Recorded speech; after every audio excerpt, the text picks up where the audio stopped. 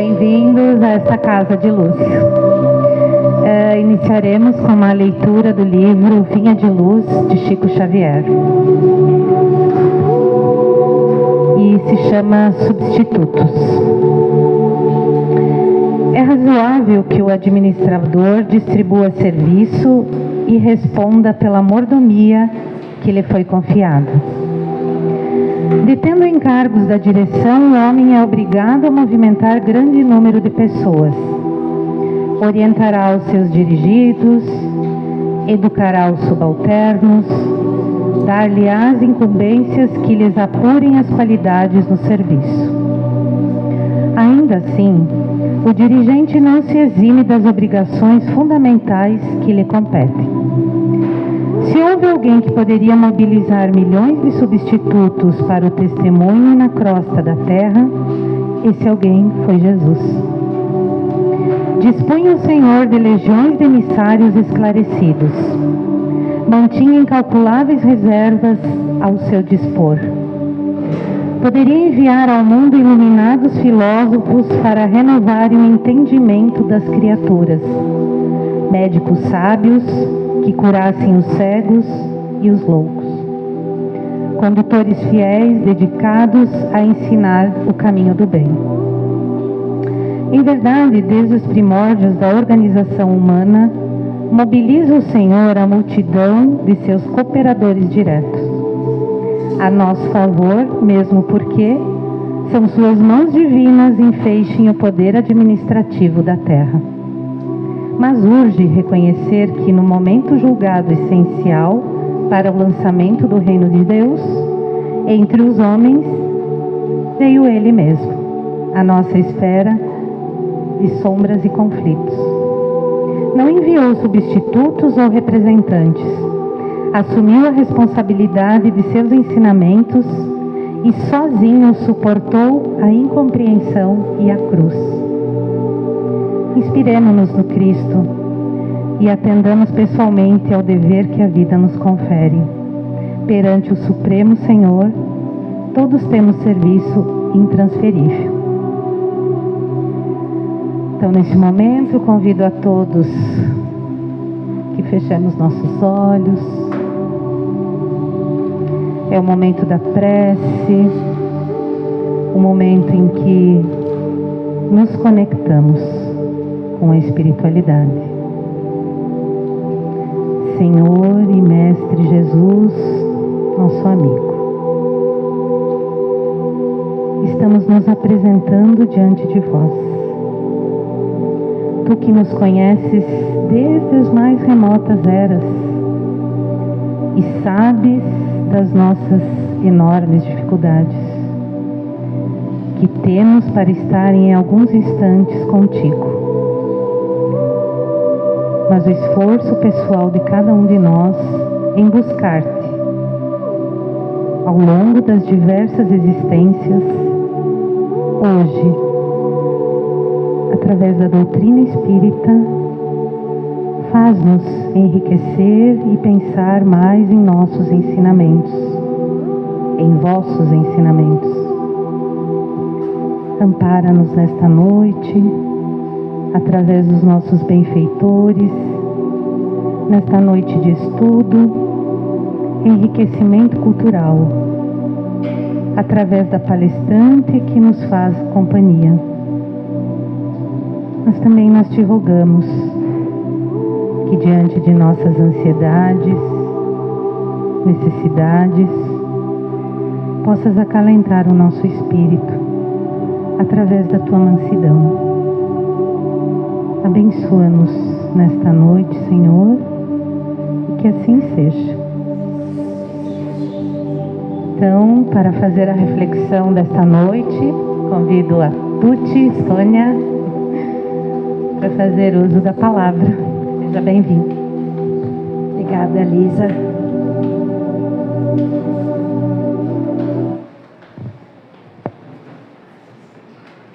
Boa noite a todos. Sempre com muita alegria e muito amor que eu agradeço a oportunidade de estar aqui novamente como disse Lisa, nessa casa de luz, nessa casa de amor, onde a gente se depara com um conforto espiritual muito grande. Por instantes deixamos as nossas preocupações, deixamos os nossos pensamentos e temos então o grande convite para que a gente possa alimentar o nosso espírito. E assim como nós alimentamos o nosso corpo físico, nós precisamos lembrar de alimentar o nosso espírito todos os dias, muitas vezes por dia, por pequenos momentos que sejam, mas desde que possamos então lembrar que é o nosso espírito que participa desta grande experiência que se chama vida. Então, hoje, a reflexão é com relação a essa pessoa linda que a gente, olhando para Divaldo Pereira Franco, ele já nos transmite muita sabedoria, muita abnegação, um olhar de muita bondade, de muita energia salutar, de amorosidade. A reflexão da noite de hoje é com relação a este livro que eu vos apresento. É uma biografia, não é uma psicografia, né? E nesta biografia, a Ana Lande, ela, nas várias entrevistas que ela fez, ela traz muito da história do Divaldo, né? E ali, ao lado, eu postei alguns outros nomes, né, para quem tiver interesse em ir em busca de outros elementos que falem sobre Divaldo, inclusive palestras que ele mesmo relata a própria vida, e ele tem sempre um bom humor, né? Então ele traz algumas situações até com um cunho engraçado, né? É só a gente digitar no YouTube que a gente consegue muita coisa. E pensando justamente no início do ano em ler um livro um pouco menos técnico, com o objetivo de trazer essa leitura mais branda e mais leve por alguns olhares, que eu então pensei, vou ler a biografia dele para poder falar sobre ele, sobre os ensinamentos dele, que não seria só nesses poucos minutos que nós conseguiríamos, né, traduzir a grandiosidade desse homem no nosso Brasil, no nosso planeta, né? Então fica aqui as dicas para que a gente busque ler mais sobre ele. Divaldo Pereira Franco, ele teve a oportunidade de estar junto com Chico Xavier, né? Então, psicografaram juntos, estiveram juntos neste desenvolvimento da doutrina espírita no nosso país, como no mundo, né? Inclusive psicografando juntos. Imaginem só esta cena que aqui está, dos dois grandes expoentes do Espiritismo psicografando juntos. E claro que nós temos muitos outros nomes, palestrantes maravilhosos, pessoas que a cada dia aparecem justamente para nos auxiliar e auxiliar a eles próprios nesta caminhada terrena. Todas as mensagens, todos os livros, todas as palestras, todos os textos que a gente tem a oportunidade de ler, justamente para que a gente tenha aprendizados, né? E estamos sedentos deles, dos aprendizados, para que justamente nós possamos através dos exemplos que eles nos trazem, constituir uma identidade mais fortalecida. O nosso espírito ele é sedento disso. Nós precisamos de tudo aquilo que nós temos através da doutrina espírita para fortalecer, então, o nosso espírito. Como todos nós sabemos, o Divaldo Pereira Franco, então, tem a mentora espiritual dele, né, que é a Joana de Ângeles, e Chico Xavier tinha, quando aqui estava encarnado, o Emmanuel, né? E tanto Joana de Ângeles quanto Emmanuel, eles têm vários livros que relatam sobre as vidas que eles tiveram aqui, que eles vivenciaram, o que eles passaram, quem eles foram, como é que eles conseguiram atravessar pelas reencarnações, né? Então, tudo isso vai nos trazendo um cimento, um armamento, uma estrutura muito importante para que a gente possa edificar a nossa fé. Liz e eu estávamos conversando no início aqui, antes da palestra, né, sobre o significado da doutrina espírita nas nossas vidas, né? E com o amadurecimento e com as vivências que a gente gradativamente vai tendo na nossa vida, nós vamos consolidando este caminho, este grande legado que o Evangelho nos traz. Somos aprendizes? Sim, ainda somos. Mas a gente sabe o caminho. Isso é que é lindo, né? E eu me emociono em falar. Porque é justamente esse legado que vai dizer: tudo continua, Lisa continua, continuemos nós todos. E a estas pessoas, a estes expoentes, esses espíritos elevados que reencarnaram com a missão de nos trazer tantas notícias, tantas psicografias, a gente só precisa agradecer e emitir e emanar as nossas melhores energias para que realmente Divaldo, por exemplo, com 96 anos, ele continua trabalhando, dando palestra. Ele fala, ele traz conhecimentos maravilhosos. A gente sabe que a mediunidade dele é ostensiva, né? E que muitas e muitas vezes não é ele que fala, mas os espíritos falam através da voz dele. Mas isso é maravilhoso. Então vamos um pouquinho à história do Divaldo. Aqui está então Dona Ana e seu Francisco. E aqui do lado um prédio bem antigo, onde foi a primeira mansão do Caminho. Essa grande instituição que foi fundada em 1947 por Divaldo Pereira Franco e o Nilson, o seu grande amigo. Então o seu Francisco e a Dona Ana, eles viviam numa cidade na Bahia chamada Feira de Santana. E Dona Ana já tinha 11 filhos. E de repente ela se viu com a barriga meio protuberante e ela resolveu ir no médico. E ela disse: olha, doutor, eu estou com uma barriga d'água. E o médico examinou Dona Ana e disse: Dona Ana, a senhora vai ter mais um filho? E a senhora já sabia que não poderia engravidar de novo? Porque a senhora já tem 11 filhos. E então assim veio Divaldo, né? Dessa suposta barriga d'água veio o nosso Divaldo.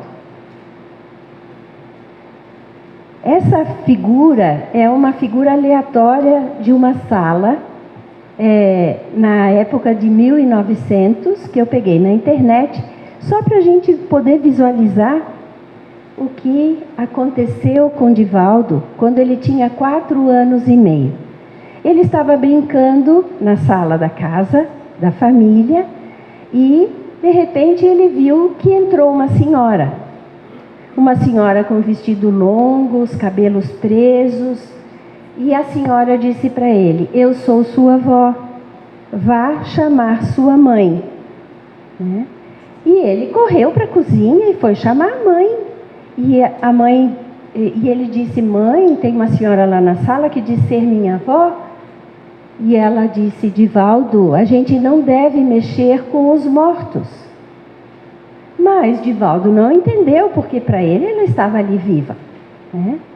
E a dona Ana ficou tão assustada que pegou Divaldo e levou para a casa da irmã mais velha dela, que se chamava Edviges. E ela disse: olha só, Edviges, o que esse menino está falando, que ele viu a nossa mãe, a Maria Senhorinha. E aí a irmã perguntou para a mãe do Divaldo, mas que roupa ela trajava? E ele disse: um vestido comprido, cabelo preso, e do lado ela tinha um broche, né? Ele não pôde explicar muito bem o que era isso. E a Edvige disse: é a avó, é a mãe, é a mãe.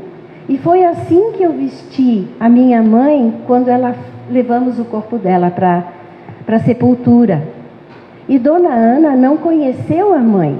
Por quê? Porque a mãe faleceu quando a Dona Ana nasceu. Então, esse evento trouxe para a Dona Ana uma estupefação, mas ela começou a prestar atenção nesse menino, que era tão diferente. Aí, o que aconteceu? Divaldo, ele tinha crises de asma muito frequentes. E quando ele tinha crises de asma muito abruptas e muito fortes, ele via ao lado dele uma luz branca, muito linda. E ele chamava de fada. E era justamente nos momentos onde ele tinha dificuldades para respirar. E assim ele foi crescendo. Depois, ele soube, aos 9 anos, as crises de asma já não aconteciam mais. Mas ele sofre até hoje de efeitos no pulmão dele, que são advindos, né, contado isso por ele, de um suicídio numa das encarnações anteriores. Então ainda ele estava sofrendo sequelas, né? Então Dona Ana, a partir do momento que o Divaldo viu a Maria Senhorinha, ela começou a prestar atenção nele, cuidar o que ele dizia, ir atrás para constatar o que ele falava, até que aos 7 anos de idade, ele relatou para a mãe que ele via um sacerdote com uma vestimenta comprida e um chapéu de abas largas, e que essa figura, que ele não sabia identificar quem era e por que aparecia, amedrontava de tal forma que esse obsessor dizia que ele iria matar Divaldo. Então a Dona Ana, assustadíssima, levou Divaldo para conversar com o padre. E o padre então tentou fazer uma sessão de exorcismo, mas não foi possível afastar esta entidade. Depois disso, logo depois, apareceu então o índiozinho, o Guaraçu, que era um índiozinho que tinha 9 anos por ali, mais ou menos a idade do Divaldo, e ele brincava muito com Divaldo. Eles brincavam de bonecos de barro, eles brincavam de empinar pipa, e para o Divaldo era um amigo que estava sempre ali junto. Porque Divaldo na escola ele sofria preconceitos, porque ele era um menino muito diferente. E, inclusive, os meninos batiam nele porque ele era muito diferente. Os irmãos castigavam ele porque ele era muito diferente. E um dia a professora dele disse: Divaldo, não dê bola para nada disso. Te agarre às cartilhas. Estude, meu filho. E foi o que ele fez. Até quando, aos 12 anos, o índiozinho disse para ele que ele iria partir. Ele iria reencarnar. E Divaldo disse: mas o que é isso? Eu vou nascer de novo. Mas como assim? E Divaldo sofreu muito, que para ele foi uma morte. Depois, mais tarde, no ano de 1940, ele conheceu o espírito de Walter Albuquerque, que esteve com ele durante muito tempo nas reuniões mediúnicas, durante as psicografias, durante as palestras. Ele estava sempre junto, mas aquela entidade que eu falei antes, que se vestia como um sacerdote da época do século XVII, ainda estava com ele, assediando. E junto então, aos 27 anos, a Joana de Ângeles, ela se torna visível para que ele a conheça perispiritualmente, e então, através disso, foi concedida a possibilidade de alguém pintar, né, a fisionomia de Joana de Ângeles. E Divaldo tinha 27 anos então.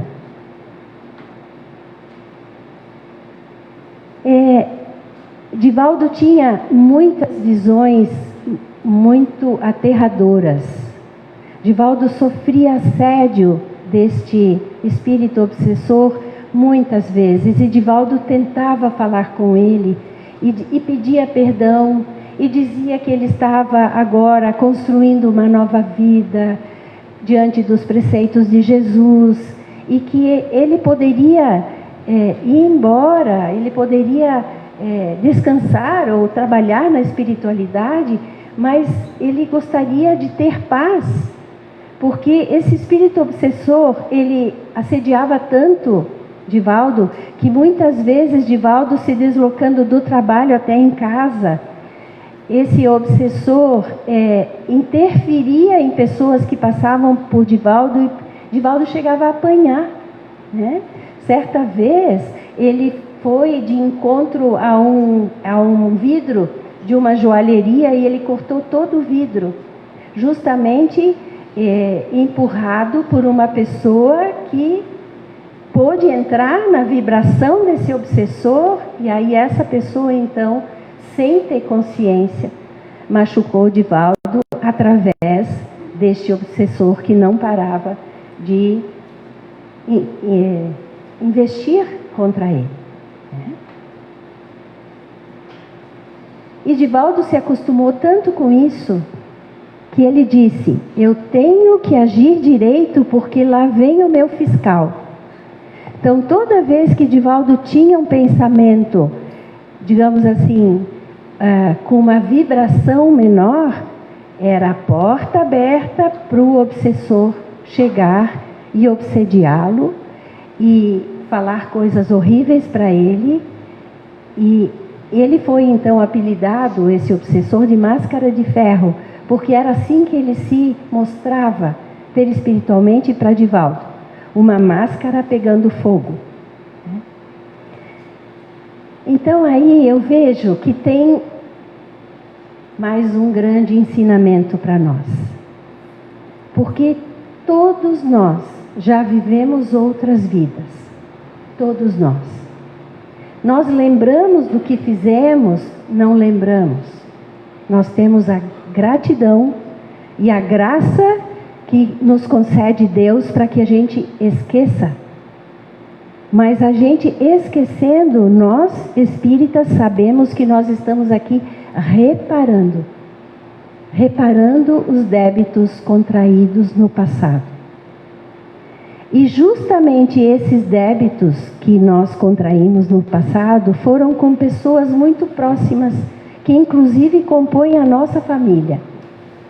Então, quando nós vivenciamos dissidências que parecem que não acabam mais, nós, com este entendimento, nós podemos construir uma relação melhor, porque esse é o objetivo da família. A família, ela se reúne muitas vezes, em várias reencarnações, e muitas delas com papéis diferentes. Ora eu sou filha, ora eu sou mãe, ora eu sou mãe dos meus pais, ora os meus filhos são meus pais. E assim a gente vai construindo, com a graça de Deus, esse núcleo familiar fortalecido para que nós possamos exercitar o amor. E é justamente o amor que vai nos trazer uma condição vibracional maior, mais edificante, para a gente poder lidar com as adversidades. Porque todos nós vivemos adversidades. Faz parte das vivências do ser humano. Faz parte desse patamar evolutivo que nós estamos aqui ainda passando, né? Mas como nós estamos nesse planeta escola, e como esse aprendizado, ele precisa reverter justamente em aprendizados maiores para que nós possamos mudar de classe na escola, mudar de ano, passar de ano, é a hora de nós olharmos para os exemplos do Divaldo Pereira Franco e entendermos que muito do que ele viveu, que vive até hoje, não vive mais obsessão, porque já vou falar para vocês o que aconteceu, nós também vivemos. Então é o nosso próprio padrão vibratório, é a consciência de nós mesmos. E do que nós estamos fazendo aqui é que vai nos ajudar a manter a nossa vibração elevada, para que a gente não abra portas para obsessores. Muitas vezes a gente dá culpa, foi o obsessor. O obsessor só se aproxima de nós se nós abrimos a porta. E nós abrimos a porta diante da nossa vibração, né? E é essa vibração que a gente precisa ficar de olho, que inicia com os nossos pensamentos, que são espontâneos. Dos pensamentos vêm os sentimentos, e dos sentimentos então se estabelece a vibração. Vamos, desta frase, né, trazer este cuidado. Cuidado. Será que temos o nosso fiscal aqui? Aqui ele não está. Mas quando a gente sai, ele pode se aproximar. Porque existe toda uma barreira energética em cada casa espírita. Existe o trabalho da espiritualidade maior, que traz uma energia muito condensada no entorno, para que aqui nós tenhamos esse sentimento de tranquilidade, quase amorosidade, angelitude talvez, justamente por essa energia maravilhosa que a espiritualidade condensa. Então aqui uma foto do Divaldo numa escadaria. Já nessa época ele tinha 600 filhos. 600 filhos. A Mansão do Caminho é uma grande instituição espírita que foi fundada em 1947, junto com o Nilson, que é esse senhor lindo, que é amigão do Divaldo. Já desencarnou, mas a gente sabe que continua, o afeto permanece para sempre, eternamente. E quem não assistiu ainda o filme do Divaldo, eu recomendo, porque no filme, inclusive, é bem relatado como é que Divaldo e Nilson se encontraram. É muito interessante, né? Tem uma cena, Divaldo nessa época ele era professor de datilografia, e Nilson fazia aula com ele. E no final da aula, o Nilson se aproxima do Divaldo e diz: olha, o meu pai está muito doente, a gente não sabe mais o que fazer, por favor, vá até em casa comigo. E Divaldo foi. Quando o Divaldo chegou no quarto, o pai dele, tinham muitos espíritos obsessores ali, muitos espíritos, porque o pai do Nilson tinha sido alcoolista. E ele estava então sofrendo agora as sequelas do alcoolismo, né? Só que quando nós temos uma compulsão, nós não estamos sozinhos, né? Que muitos espíritos que já experienciaram esse vício, eles ficam por perto para poder aproveitar a energia que uma pessoa que é dependente do álcool ou de outras drogas exala, né? Então, os espíritos estavam ali. Divaldo se assustou, era bem no início das pregações dele, né? E foi assim que os dois desenvolveram essa linda amizade.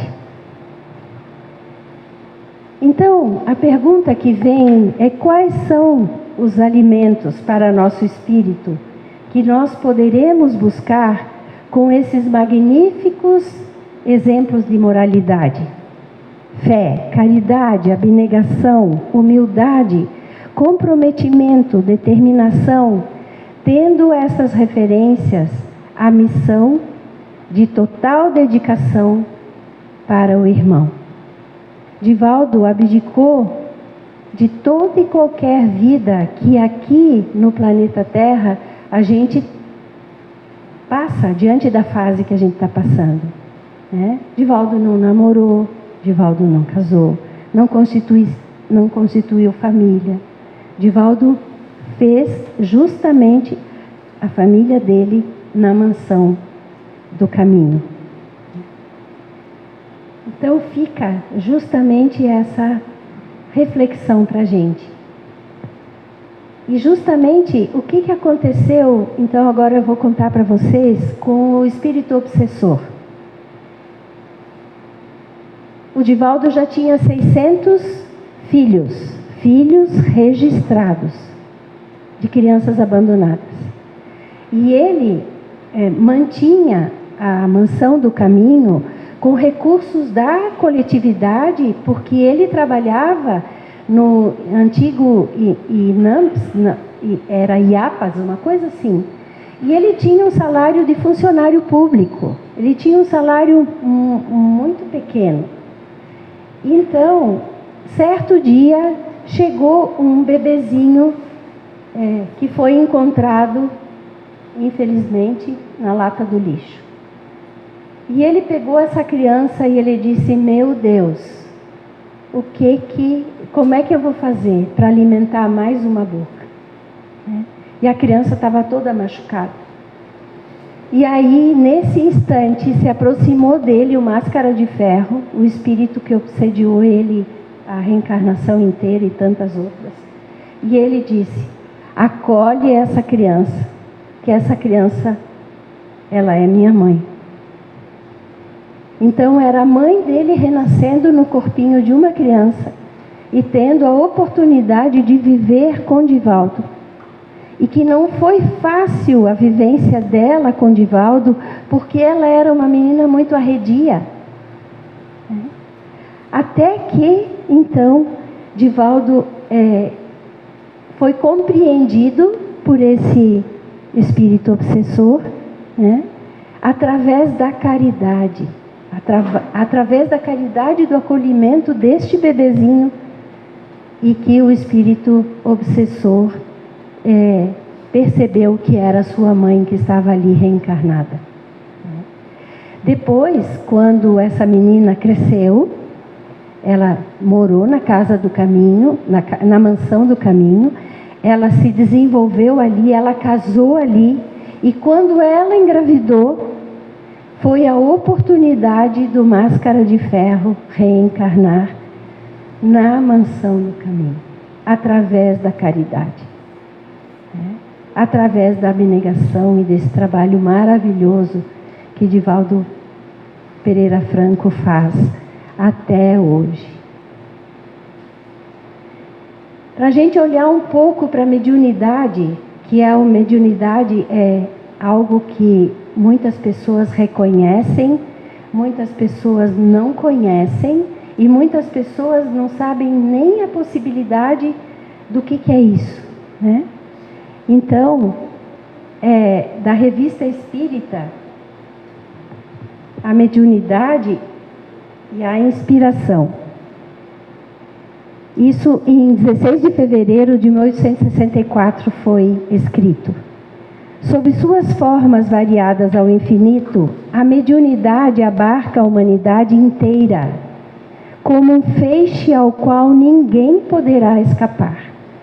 Cada um, estando em contato diário, saiba ou não, queira ou se revolte, com inteligências livres, não há um homem que possa dizer: não fui, não sou e não serei médium. Sob a forma intuitiva, modo de comunicação, ao qual vulgarmente se deu o nome de voz da consciência. Cada um está em relação com várias influências espirituais, que aconselham num ou noutro sentido e muitas vezes simultaneamente o bem puro, absoluto, acomodações com interesse, o mal em toda a sua nudez. Eu tirei do site Kardecpédia. E muitas vezes a gente experiencia ou a gente escuta pessoas falarem: terça-feira eu estava pronta para ir para a Casa do Caminho. Terça-feira é dia da palestra na Casa do Caminho. Mas daí chegou visita. Mas daí aconteceu que eu não pude tomar banho, me arrumar e ir para a casa espírita. Muitas vezes nós somos desviados deste compromisso com a doutrina espírita.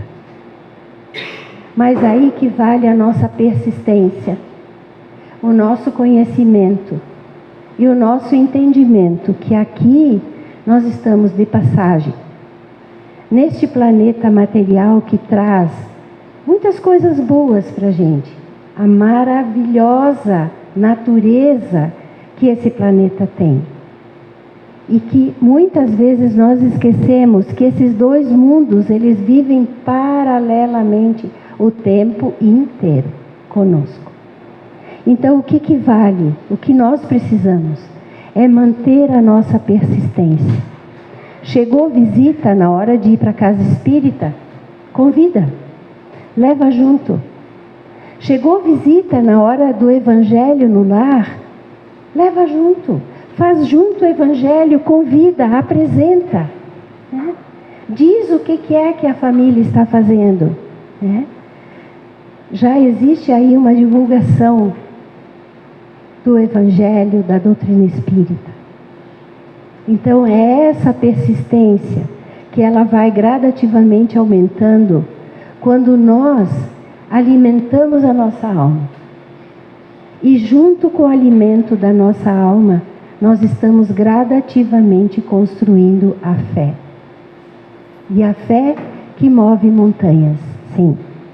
As montanhas das mágoas, das dissensões, das dificuldades e de tudo aquilo que a gente viveu, mas que, como nós estamos num planeta escola, essas vivências são necessárias para que o nosso espírito aprenda. Um outro conceito de mediunidade: toda pessoa que sente a influência dos espíritos em qualquer grau de intensidade é médium. Essa faculdade é inerente ao homem. Por isso mesmo, não constitui privilégio e são raras as pessoas que não possuem pelo menos um estado rudimentar. Pode-se dizer, pois, que todos são mais ou menos médiuns. Então, isso está no livro dos médiuns. E quando nós sabemos disso, aumenta muito a nossa responsabilidade. Porque tem pessoas que têm uma mediunidade ostensiva, mas fica um diálogo difícil e uma espécie de guerra entre a vida que segue a vida material e a dedicação que o médium precisa ter. E é justamente nesta hora que a nossa consciência, que é a nossa mediunidade, é que vai falar para que a gente siga aquilo que vai alimentar o nosso espírito e que vai trazer um ideal de vida. E a materialidade a gente vai vivendo de uma forma consciente até quando chegar o dia da nossa morte do corpo físico. Toda a moral de Jesus se resume na caridade e na humildade. Isto é, nas duas virtudes contrárias ao egoísmo e ao orgulho. Em todos os seus ensinos, ele aponta essas duas virtudes como sendo as que conduzem à eterna felicidade. Está no Evangelho segundo o Espiritismo. Então, antes eu falei dessa guerra, e é muitas vezes uma guerra, porque o mundo da materialidade, ele é muito competitivo. O mundo da materialidade, ele ainda não é apurado pelo estágio reencarnatório que nós estamos. Então, quando nós pegamos os elementos da doutrina espírita e nós aplicamos no dia a dia, nós nos sentimos mais fortes. Nós nos sentimos naquele caminho que é o ideal para seguir. Lembrando sempre dos 5 pilares do Espiritismo: crença em Deus, na imortalidade da alma, na comunicabilidade entre os ditos mortos, os desencarnados, e os vivos, os encarnados, na pluralidade das existências e na pluralidade dos mundos habitados. Esses são os pilares para que a gente, então, diante desta ciência, nós possamos ir estudando, desenvolvendo, participando, seguindo os exemplos de Jesus e de tantos expoentes da doutrina espírita. Então, nossa eterna gratidão para esse homem que, se a gente puder, se vocês puderem estar perto, assistir uma palestra dele, é assim, extasiante. Ele fala 2 vezes por semana no site da Mansão do Caminho, ao vivo, né? É só a gente digitar lá no YouTube, Mansão do Caminho, palestra do Divaldo ao vivo. Se eu não me engano, é na quinta noite e no sábado às 19 horas. Então, é a oportunidade que a gente tem, já que ele mora muito longe da gente poder vivenciar toda essa força que ele traz em si por tanto trabalho desenvolvido na doutrina do bem. Muito obrigada a todos e boa noite.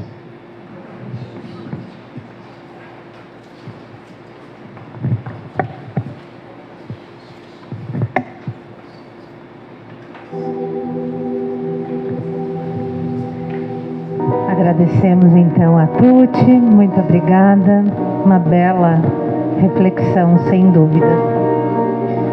Nos dirigimos agora à prece, ao momento que nos conectamos, momento que a gente pode ficar mais relaxado, e para isso nós iremos diminuir um pouco a intensidade da luz.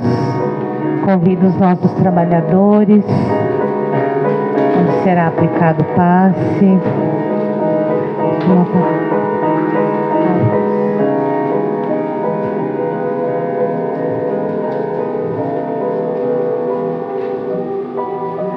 Existe um lugar que é seu. Ninguém pode ocupar, somente você. Ele vai continuar livre até que você ocupe. Não existe sobreposição. Você começa a se aproximar dele quando passa a ser verdadeiro com você mesmo. Quando canta a música no seu tom e no seu timbre. Quando dança do seu jeito e no seu ritmo. Quando desenha suas cores com as suas canetinhas. Quando escreve com suas palavras e com sua letra. Vou te contar um segredo que provavelmente você já sabe. Não adianta querer ser igual às pessoas que admiramos. Você as admira, não pelo que elas fazem, ou por quão incríveis elas são, Você as admira porque elas estão nos seus lugares. Simplesmente isso. Em um mundo onde tentamos ser iguais, pertencer e copiar o que os outros fizeram, ver alguém ocupando o seu lugar é admirável. Cada um tem o seu lugar. Não existe ninguém mais especial ou mais talentoso, sortudo ou privilegiado. Somos todos únicos. O que nos diferencia é o lugar que ocupamos. Então, tente manter-se no lugar que já encontrou. Às vezes não é tão fácil. Podemos nos desequilibrar, sair do eixo, mas sempre acabamos voltando ao mesmo lugar, ao nosso lugar, apenas sendo nós mesmos, apenas ocupando o nosso lugar no mundo. Que assim seja.